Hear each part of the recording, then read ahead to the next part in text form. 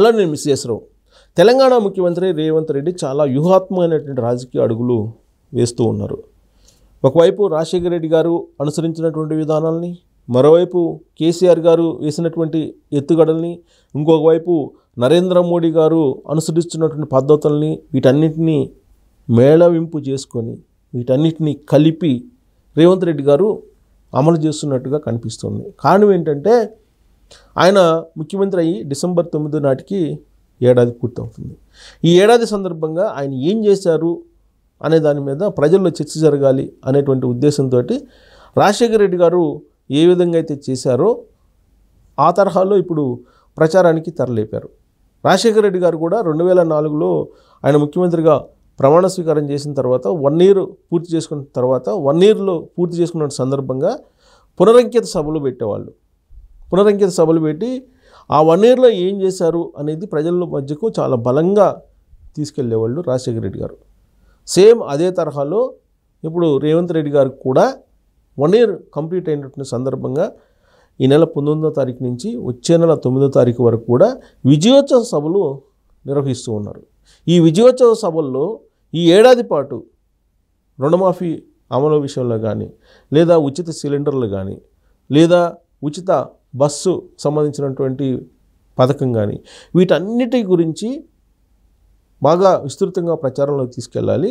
Plus ఉద్యోగాల కల్పనలో DSC, అలాగే గ్రూప్ 1 పోస్టులు 50,000 ఉద్యోగాలు, ప్రభుత్వ ఉద్యోగాలను భర్తీ చేశామని చెప్పి రేవంత్ రెడ్డి గారు చెప్తున్నారు. ఇంతకంటే తక్కువ గనక నియమించినట్టు మీరు కనుక నిరూపించగలిగితే క్షమాపణ చెప్తాను అని చెప్పి కూడా ఆయన సవాల్ చేస్తూ ఉన్నారు. సో ఇలాంటి పరిస్థితుల్లో ఆయన విజయోత్సవ సభలను చాలా భారీగా నిర్వహిస్తూ ఉన్నారు. వరంగల్ నుంచి ప్రారంభమై విజయోత్సవ సభలు డిసెంబర్ 9 దాకా ఈ విజయోత్సవ సభలు నిర్వహించడం ద్వారా ఏడాది కాలంలో కాంగ్రెస్ పార్టీ ప్రభుత్వం ఏం చేసింది, గతంలో 10 ఏళ్ల పాటు కేసీఆర్ గారు చేయలేనటువంటి పనులని కేవలం ఈ 10 నెలల్లోనే చేశారని చెప్పి రేవంత్ రెడ్డి గారు చెప్తున్నారు. ఒకవేళ చెయ్యలేదు అని చెప్పి మీరు కనుక ప్రశ్నించదలుచుకుంటే అసెంబ్లీకి రండి అని చెప్పి సవాల్ చేస్తున్నారు కేసీఆర్ గారికి. అయితే బీజేపీ అలాగే బీఆర్ఎస్ పార్టీ మాత్రం రేవంత్ రెడ్డి ప్రభుత్వం ఏం చేయలేదు, కేవలం ప్రచారం చేసుకుంటుంది, వాస్తవంగా ఏం చేయలేదు అనేటువంటి ఒక ప్రచారాన్ని విస్తృతంగా తీసుకెళ్తుంది. ఇప్పటికే ఆల్రెడీ మూసీ నిద్ర పేరుతోటి బీజేపీ వాళ్ళు ఒక డ్రైవ్ చేస్తూ ఉన్నారు. రేవంత్ రెడ్డి ప్రభుత్వాన్ని బద్నాం చేసేటువంటి కార్యక్రమం వాళ్ళు చేస్తూ ఉన్నారు. మూసీ నది ప్రక్షాళన చేస్తానంటే మీకు ఎందుకు బాధ, సబర్మతి ప్రక్షాళన చేస్తే గుజరాత్లో శబాష్ అన్నారు, మరి మూసీ ప్రక్షాళన చేస్తే బీజేపీ వాళ్ళు ఎందుకు వ్యతిరేకిస్తూ ఉన్నారు? అంటే గుజరాత్లో ఒక న్యాయం, తెలంగాణలో మరో న్యాయమా బీజేపీ వాళ్ళని చెప్పి రేవంత్ రెడ్డి గారు ఎదురుదాడి చేస్తూ ఉన్నారు బీజేపీ వాళ్ళ మీద. అలాగే కాంగ్రెస్ పార్టీకి సంబంధించి చేస్తున్నటువంటి పనులను వ్యతిరేకిస్తూ బీఆర్ఎస్ పార్టీకి సంబంధించినటువంటి లీడర్లు కూడా తప్పుపడుతూ ఉన్నారు. తప్పుపడుతూ ఏదో ఒక రూపంలో వాళ్ళు ఉద్యమాన్ని తీసుకొచ్చేటువంటి ప్రయత్నం చేస్తున్నారు. లగచర్ల ఇష్యూ విషయంలో కూడా ఢిల్లీ స్థాయికి తీసుకెళ్లారు, జాతీయ స్థాయికి, SC/ST కమిషన్కి, జాతీయ ST కమిషన్కి, లేదా జాతీయ మానవ హక్కుల కమిషన్ వరకు ఈ ఇష్యూని తీసుకెళ్లారు. బట్ కాంగ్రెస్ పార్టీ ప్రభుత్వం ఏం చెప్తుంది, దాని వెనుక సుఫారీ నడిచింది, ఆర్గనైజ్డ్ క్రైమ్ జరిగింది అని చెప్పి కాంగ్రెస్ పార్టీ చెప్తుంది.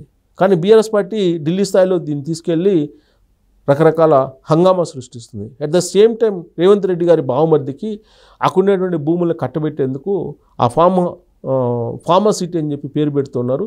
ఆ ఫార్మసిటీ వెనుక రేవంత్ రెడ్డి గారి బావమర్దికి భూములు కట్టబెట్టేటువంటి కుట్ర ఉందని చెప్పి బీఆర్ఎస్ పార్టీ చెప్తోంది.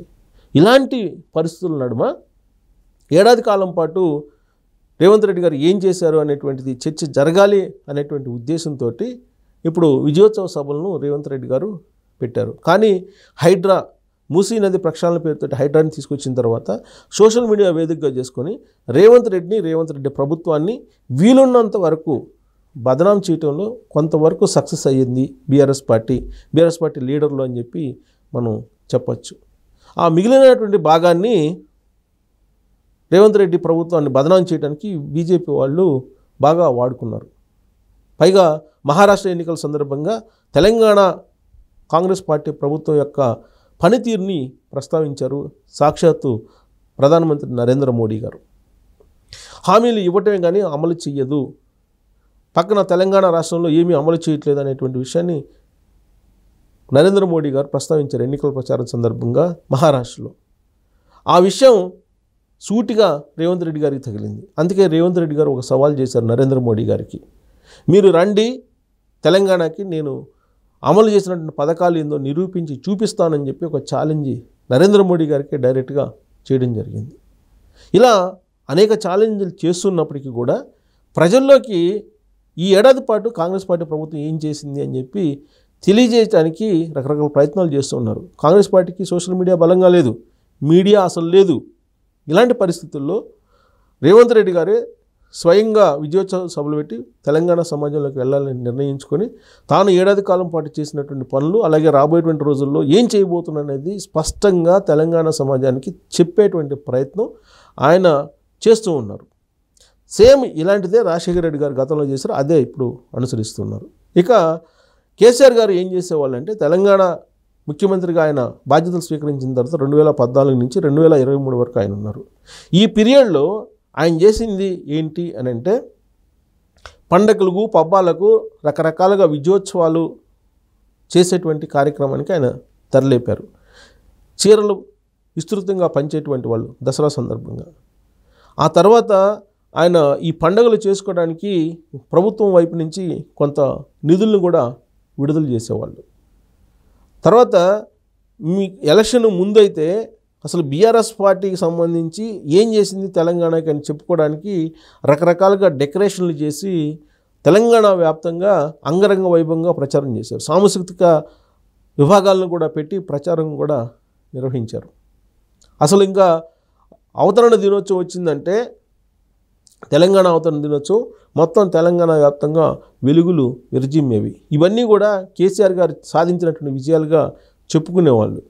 పైగా ఆయన రియల్ ఎస్టేట్ని ఒక కొలమానంగా తీసుకొని, రియల్ ఎస్టేట్ పెరిగింది కాబట్టి తన పరిపాలన బాగుందని చెప్పుకునేటువంటి ప్రయత్నం అసెంబ్లీ బయట కూడా చేశారు కేసీఆర్ గారు. సో కాబట్టి కేసీఆర్ గారు చేసిన దానికన్నా కూడా ఎక్కువగా చెప్పుకున్నారు, ప్రచారం ఎక్కువగా చేసుకున్నారు. సొంత మీడియా ద్వారా, సోషల్ మీడియా ద్వారా, కూలి మీడియా ద్వారా, ఇట్లా రకరకాలుగా ఆయన ప్రచారం చేసుకోగలిగారు. చేసింది పిసరంత అయితే ప్రచారం కొండంత చేసుకున్నారు. బట్ రేవంత్ రెడ్డి గారు పూర్తి రివర్స్లో ఉంది. అందుకే ఆయన కూడా కేసీఆర్ మాదిరిగానే ప్రచారం చేసుకోవడానికి ఇప్పుడు ప్రయత్నాలు చేస్తూ ఈ విజయోత్సవాలు అనేటువంటి వాటిని పెట్టారు. గతంలో కేసీఆర్ గారు కూడా ఒక సంవత్సరం, ఒక నెల పాటు పెట్టేవాళ్ళు. ఒక నెల పాటు ఏదో ఒక కార్యక్రమాన్ని పెట్టి విజయోత్సవాలు అని చెప్పేసి ప్రజలందరినీ కొంత పాజిటివ్ మూడ్లోకి తీసుకెళ్లేవాళ్ళు. అలాగే ఇప్పుడు అదే అనుసరిస్తూ ఉన్నారు రేవంత్ రెడ్డి గారు. ఇక మోడీ గారు ఏం చేస్తున్నారో ప్రచారంలో అదే రేవంత్ రెడ్డి గారు కూడా చేస్తూ ఉన్నారు. మరి ఆయన చేస్తున్నటువంటి ప్రయత్నాలు తెలంగాణ సమాజం రిసీవ్ చేసుకుంటుందా? రేవంత్ రెడ్డి గారి ఏడాది పాలన మీద మరి విజయం సాధించిందా కాంగ్రెస్ పార్టీ అనుకున్న విధంగా? లేదంటే ఆ ప్రభుత్వాన్ని బద్నాం చేయడంలో బీఆర్ఎస్ పార్టీ విజయం సాధించిందా అనే దాని మీద మీరు కామెంట్ రూపంలో మీ అభిప్రాయాన్ని తెలియజేయచ్చు. Thank you very much.